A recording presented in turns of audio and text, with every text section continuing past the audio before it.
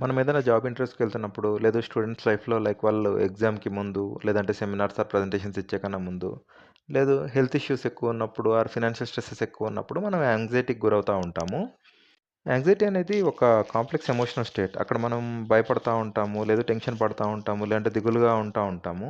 Physical సింప్టమ్స్‌కొచ్చేసరికి మనకి చెమట రావడము, లేదంటే హెడేక్ పెరగడము, లేదు నిద్ర పట్టకపోవడం ఇలాంటివి జరుగుతా ఉంటాయి.